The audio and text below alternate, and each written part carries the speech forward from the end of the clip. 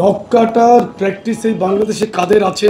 ইশাককে মেরে কুকুর দিয়ে খাওয়াবে বলেছে। মিশরের মুরসি টাইপ সরকার যারা আনার চেষ্টা করছে, সংগঠনের সাংগঠনিক শক্তি আমরা অধিকার আমরা প্রয়োগ করতে পারি। দেখেন, আমরা যে সংগঠনের কথা বলছি আপনারাও জানেন, রক কাটার প্র্যাকটিস এই বাংলাদেশে কাদের আছে সেটা আপনারা ভালো করে। এবং আপনি দেখেন, যারা আজকে এই মিটফোর্ডের ঘটনা নিয়ে উস্কানিমূলক বক্তব্য দিচ্ছে, অত্যন্ত অদ্ভুতের সাথে যারা কথা বলছে, আমি তীব্র নিন্দা জানাই, প্রতিবাদ জানাই। আপনি দেখেন, গতকালকে আহনাফ জামান নামে একজন এনসিপির, খুব সুন্দর এনসিপির ওয়ার্কার, তার ফেসবুক প্রোফাইলে তোলার সাথে তার ছবি আছে, সে আমাদের ইশাককে মেরে কুকুর দিয়ে খাওয়াবে বলেছে। এটা কি একটা রাজনৈতিক কালচার? এটা কি সভ্যতা? এটা কি ভব্যতা? আপনারা বলেন তো দেখি, আমরা 5ই আগস্টের পরে আমাদের এই দায়িত্বশীল নেতৃবৃন্দের এমন কোনো আচরণে আপনারা কষ্ট পেয়েছেন, কিংবা আপনারা আমাদেরকে স্পেসিফিকলি বলেন যে মুন্না ভাই আপনি এই কাজটা করেছেন, আপনি এটা জবাব দেন।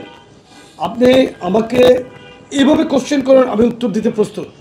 আর জুবাইর ভাই, আপনি যেটা বললেন যে এই প্র্যাকটিস বাংলাদেশে কারা করছে, আর যারা এখন এই মিটফোর্ডকে ইস্যু করার চেষ্টা করছে, যারা বাংলাদেশকে নির্বাচনের বাইরে রেখে অন্য ধরনের একটি মিশরের মুরসি টাইপ সরকার যারা আনার চেষ্টা করছে, তাদের মোটিভ আপনাদেরকে বুঝতে হবে। আমরা দেশের জনগণের স্বাধীনতা সার্বভৌমত্ব রক্ষার জন্য কিন্তু আমরা বাংলাদেশের সবচেয়ে বেশি রিস্ক নেওয়া একটি দল, যে দলের ইতিহাস স্বাধীনতার যুদ্ধের ঘোষণা থেকে শুরু করে এরশাদ বিরুদ্ধে 9 বছরের আন্দোলন এবং এই জুলাই গণঅভ্যুত্থানে দীর্ঘ যেই 1.5 যুগের যেই কষ্ট, ত্যাগ এবং তিতিক্ষা, সেটাকে কিন্তু আপনারা অবশ্যই একটু চিন্তা করবেন। আর একটি কথা দেখেন, আমরা খুব মর্মাহত, আমরা প্রত্যেককেই এখানে মর্মাহত, কিন্তু যারা অনেক বেশি বলছেন তারা কিন্তু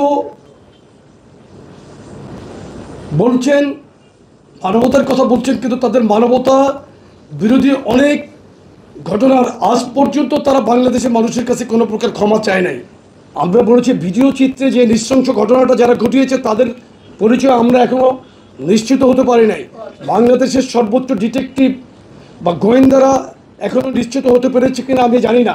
পত্রপত্রিকা তাদের ব্যাপারে আসে না, শুধু কোনো একটা পত্রিকায় বোধহয় স্থানীয় সূত্র জানিয়েছে যে এরা কেরানীগঞ্জে বসবাস করে।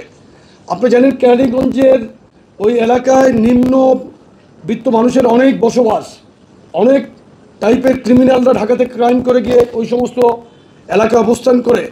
তো পুলিশই ভালো আইন প্রয়োগ করে সংস্থায় ভালো বলতে পারবে। আমরা রাজনৈতিক দল, আমাদের কাছে সংগঠন আছে, সংগঠনের সাংগঠনিক শক্তি আমরা অধিকার আমরা প্রয়োগ করতে পারি।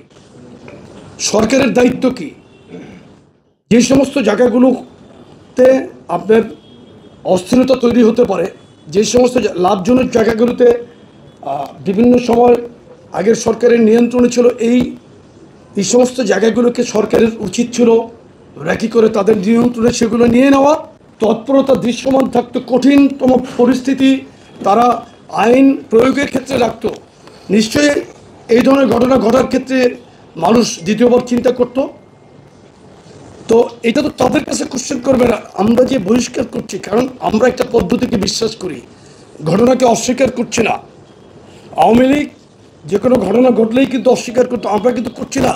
যেই কারণে আপনি বলেছেন কত 5,000-এর অধিক আমাদের দল থেকে বহিষ্কার করেছে, যেটা কিছুদিন আগে আমাদের সম্মানিত সিনিয়র যুগ্ম মহাসচিব জন রিজভী ভাই বলেছেন।